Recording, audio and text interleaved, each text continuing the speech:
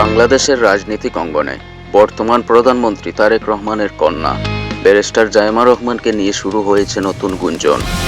রাজনীতিতে কোনো আনুষ্ঠানিক পদে না থাকলেও তার সাধারণ জীবনযাপন এবং মেধা সাধারণ মানুষের মধ্যে কৌতূহল তৈরি করেছে। অনেকেই ভাবছেন আগামী দিনে দেশের নেতৃত্ব দেওয়ার যোগ্যতা কি রয়েছে তার, তিনি পরবর্তী প্রধানমন্ত্রী হিসেবে কেমন হতে পারেন তা নিয়ে রাজনৈতিক বিশ্লেষকদের মধ্যে রয়েছে নানান সমীকরণ। পারিবারিক পরিচয়ের বাইরে জাইমা রহমানের রয়েছে নিজস্ব শিক্ষাগত যোগ্যতা। লন্ডনে আইন পেশায় যুক্ত থাকা এই তরুণী বৈশ্বিক রাজনীতি এবং সমাজ ব্যবস্থা সম্পর্কে স্পষ্ট ধারণা রাখেন। বিশ্লেষকদের মতে তার এই উচ্চশিক্ষা এবং আন্তর্জাতিক পরিমণ্ডলে অভিজ্ঞতা বাংলাদেশকে বিশ্ব দরবারে এক নতুন উচ্চতায় নিয়ে যেতে পারে।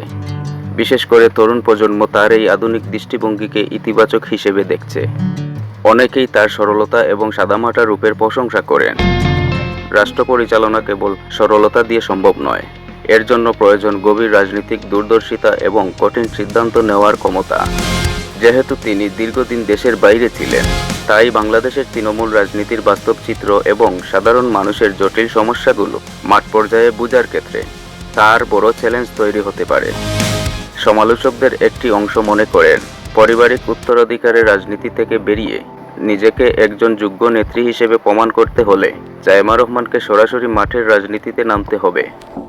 রাজপথের আন্দোলন এবং জনগণের সাথে সরাসরি সম্পৃক্ততা ছাড়া প্রধানমন্ত্রী হিসেবে সফল হওয়া বেশ কঠিন। পরবর্তী প্রধানমন্ত্রী হিসেবে তিনি কেমন করবেন তা সম্পূর্ণ নির্ভর করছে ভবিষ্যতে তার রাজনৈতিক সিদ্ধান্ত এবং নেতৃত্বের দক্ষতার উপর।